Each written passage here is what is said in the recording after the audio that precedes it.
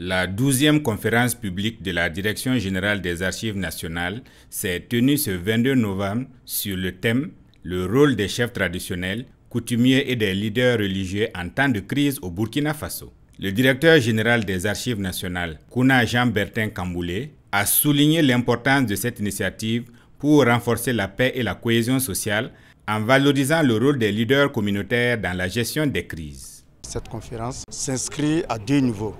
Le premier niveau, c'est d'abord pour rendre davantage visible la structure que sont les archives nationales et aussi l'exploitation des archives qui peuvent permettre de connaître notre passé, mieux vivre notre présent et se projeter dans l'avenir.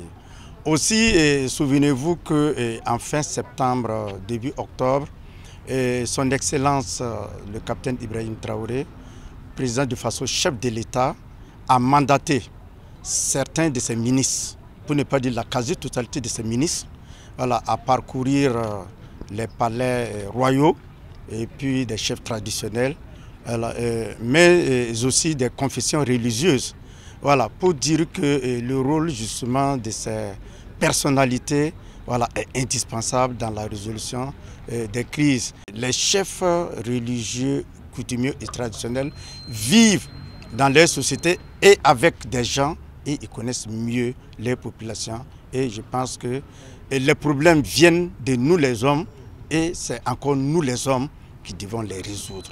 Voilà, et je pense que c'est la contribution des archives nationales en tant que structure relevant de la présidence du Faso. Le conférencier, professeur Ludovic Ouonye Kibora, directeur des recherches en anthropologie à l'INSS, a mis en lumière la contribution essentielle des chefs traditionnels et religieux, souvent sollicités pour apaiser les tensions ou s'autosaisissant pour promouvoir la cohésion sociale. Dans un pays riche de sa diversité religieuse, professeur Kibora a invité les leaders religieux à revenir aux fondamentaux de leur confession pour incarner la paix et la tolérance. Il a également insisté sur l'importance d'un leadership exemplaire de la part des leaders coutumiers, traditionnels et religieux. Le conférencier a recommandé à l'État d'accompagner ces acteurs clés par des mesures telles que l'institutionnalisation de la chefferie traditionnelle, l'assainissement de leurs rangs et la promotion d'un dialogue interreligieux. Dans ma communication, j'ai essayé de faire le point, de montrer l'état des lieux, donc la situation de ces leaders traditionnels et coutumiers. En situation de crise, on leur demande souvent d'intervenir. Et souvent, ils s'autosaisissent donc des situations, ils interviennent pour calmer les crises. Alors, dans ce contexte, il faut aller toujours dans ce sens-là, pour qu'ils mettent dans les religions et dans la tradition ce qui est mis en avant en termes donc de cohésion sociale, de construction d'une paix durable. L'État même est arrivé à un moment où on a compris que ces leaders, des chefs traditionnels et coutumiers, participent de la cohésion sociale, participent de la prévention des conflits et c'est pourquoi on les a reconnus dans certains textes fondamentaux concernant des domaines conflictogènes. Voilà, les domaines concernant le foncier, etc., sont des domaines dans lesquels des textes même juridiques prévoient l'intervention donc de ces leaders-là. Et c'est pour cela que j'ai dit qu'il faut aller encore renforcer cela et peut-être à travers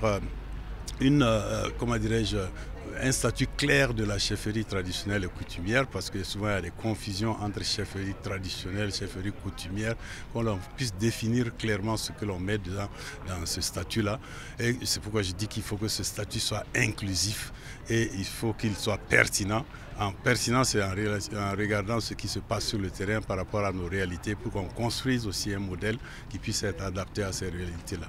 Maintenant, concernant les fêtières, les religieux, je dis que souvent le domaine du religieux, à chaque fois que l'on veut intervenir sur le religieux, ce n'est pas le Burkina seulement. Et là, on estime que le domaine du religieux, c'est un domaine sensible, c'est un domaine délicat. Je dis, bon, à défaut de pouvoir trouver une posture, une formule qui puisse permettre à la violence légitime d'intervenir souvent lorsqu'il y a des désordres dans ces rangs, il faudrait que l'on puisse responsabiliser les leaders religieux, organisés au sein des fêtières, pour qu'ils puissent être donc des avant-gardistes en termes de contrôle et de faiseurs d'ordre. Et tout cela peut être encadré par des textes très précis pour éviter donc que ça dégénère. Parce qu'il y a des éléments qui sont liés à nos culture. On ne va pas jeter le bébé avec l'eau de bain parce qu'on se retrouve dans une situation où on a pris un modèle de gestion de l'État qui ne sont pas peut-être adaptés à nos réalités. Il faut, à travers tout ce qui existe là, trouver des mécanismes endogènes qui puissent permettre aux politiques de fonctionner et puis, du moins aux leaders religieux et traditionnels d'apporter une contribution indéniable. Ensemble, ces actions visent à construire un Burkina Faso de paix et de cohésion sociale où chaque acteur joue pleinement son rôle.